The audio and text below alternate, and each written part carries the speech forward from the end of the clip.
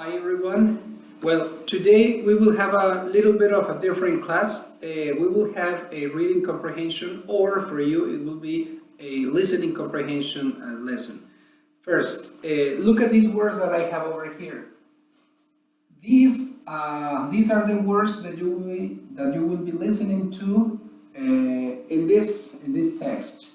But the meaning is not this one. I mean, lure doesn't mean covered, antiquity doesn't mean mistake, so and so. In this case, I want you to listen carefully, and then you are going to tell me at the end, or you will discover at the end, what the meaning from these words is for lure, what the meaning of these words for antiquity is from these words, so and so. And I will also write the correct meaning of every word. The same with this list of words. You will give me the correct meaning for replenish, ilk, acquaint, array, so and so. This is not in the correct order, but you will discover. And also, when I say the word, when I read the word, I will point it out, so you pay attention, and by context, you might or will discover what the word is.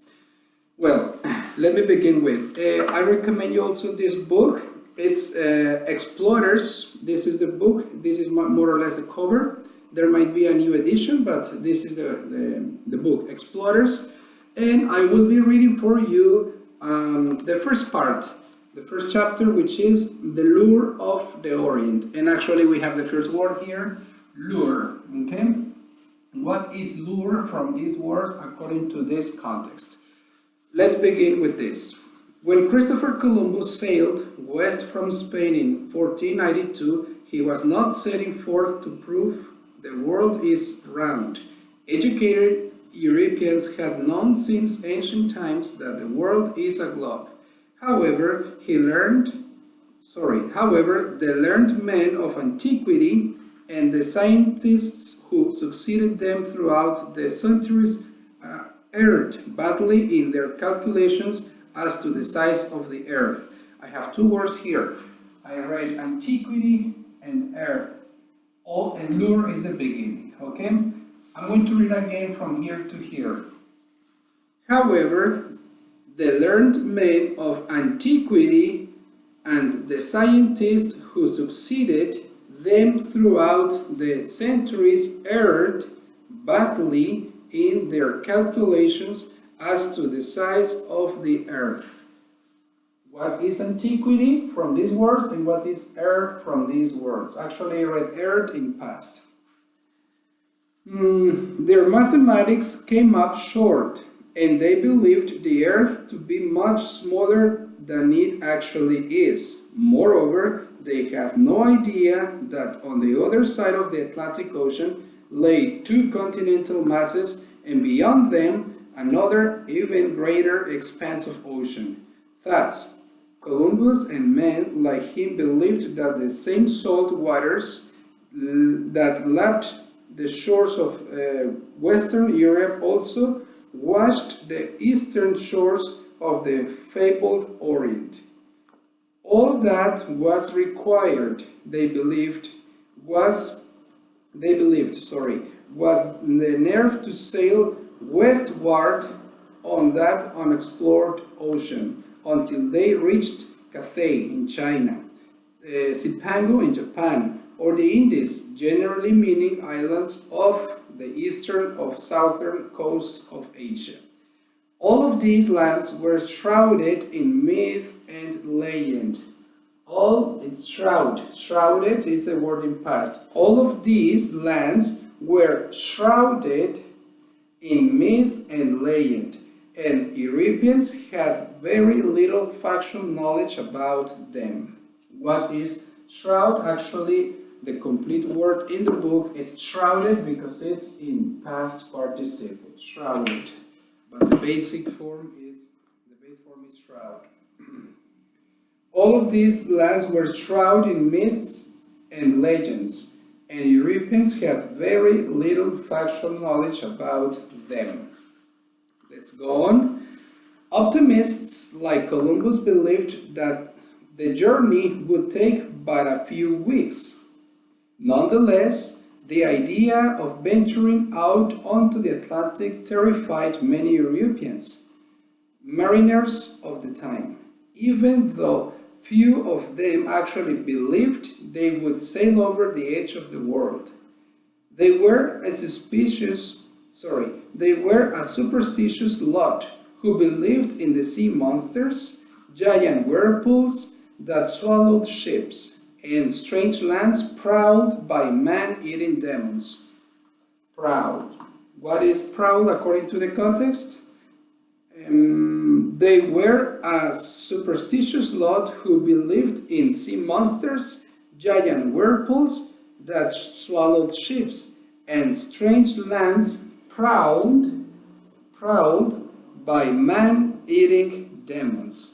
From these words, what is proud? And again, it's in past participle. This is the base form, proud, in past participle form. Okay. Exploration was also an expensive financial proposition for the sponsors who had to put up the money to pay for ships, provisions, and crews. In those days, ships rarely sailed out of the sight of land.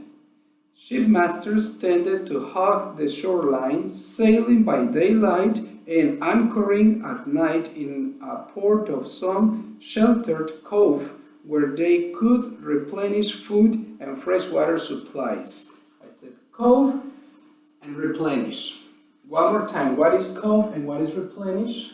From these words, and what is replenished from these words according to this context. Again, here I go. In those days, ships rarely sailed out of the sight of land. Shipmasters tended to hug the shoreline, sailing by daylight and anchoring at night in a port of some sheltered cove where they could replenish food and fresh water supplies. Let me see when this replenish, what is from these words. Okay. When they did venture out on a sea like the Mediterranean, it was only because they knew that safe harbors lay just over the horizon, even if they had wanted to explore farther out. The ships were not built for long ocean voyages. We like to think that Columbus and men of his ilk were driven by the need to explore uncharted regions. Ilk. What is ilk? From these words. Again.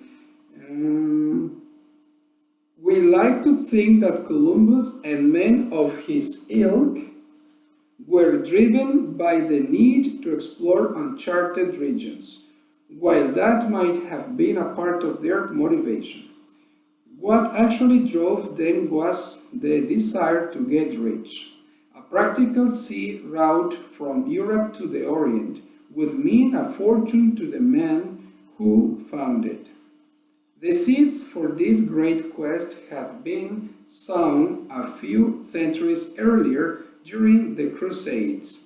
During the Middle Ages, armies from Christian Europe had gone east to battle with Muslim armies over control of the territory the Crusaders called the Holy Land, the Middle East.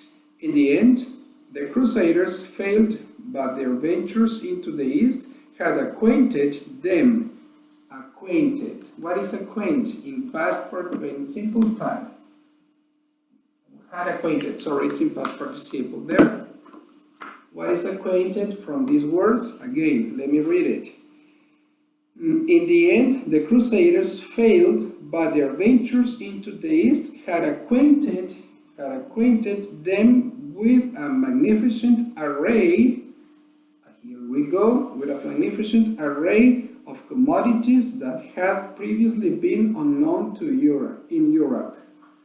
Array, one more time, of commodities that had previously been unknown in Europe.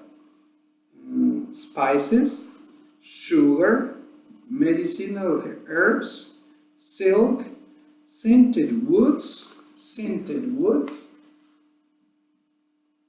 Okay, it's this the word, this is the base form, scent woods. Which one is the word, the meaning?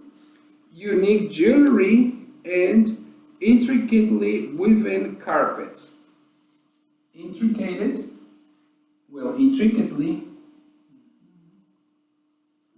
is in the past participle. And in another form, intricately woven carpets. What is intricately, according to these meanings, and woven carpets? That the Europeans hung on their walls because they thought them too beautiful to walk on. Europeans wanted these luxury items, but because the goods had to travel so far to reach the eastern end of the Mediterranean, the cost was enormous. A small box of pepper was virtually worth its weight in gold. Italian ports like Venice became great commercial centers, and merchants became wealthier than kings.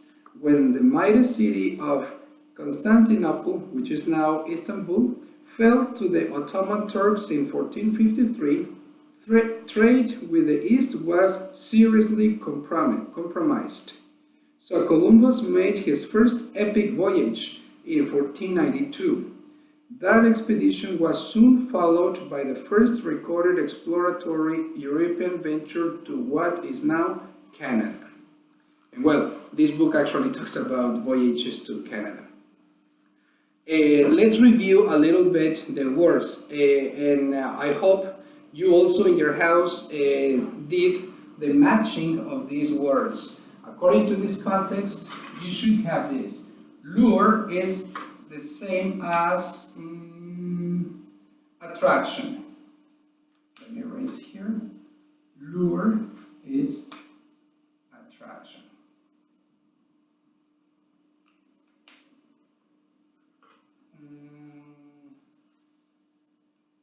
Then antiquity is old thing. Error is mistake. It's a verb. Mistake, erred in past, mistook in past here. Then shrouded, it's cove is the same, small bay or caleta, what we call in Spanish caleta.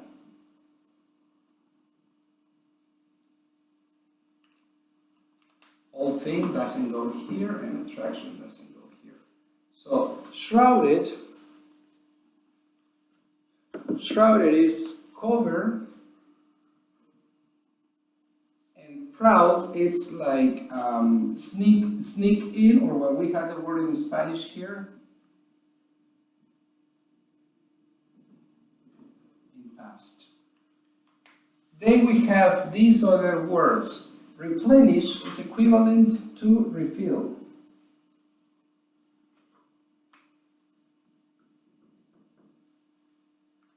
Ilk is equivalent or the synonym of type or kind.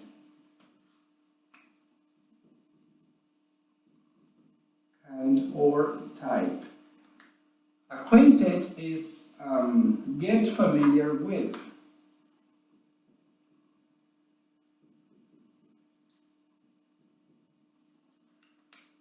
Array is a selection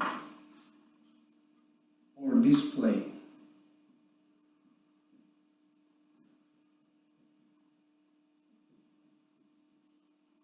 Then scented or scent is scented woods. It talks about smell or perfume woods. Smell, perfume, or even aroma. This word can also be in English, woods. Intricately, complicated. Intricately, it's difficult, complicated. And woven is the past participle of weave, or a synonym of knit. It talks about intricately woven carpets. That's what they found, explorers found in the Middle East in their voyages. Well,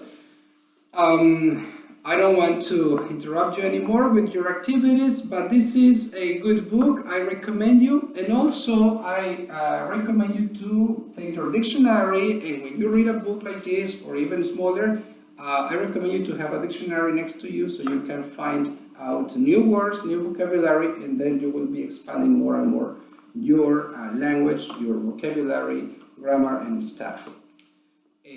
Time out. Muchas gracias entonces por su atención. El día de hoy pues fue más que nada una práctica de comprensión auditiva y descubrir por medio del contexto lo que quieren decir las palabras, ¿verdad? Obviamente pues como pueden ver esta clase es un poquito más avanzada.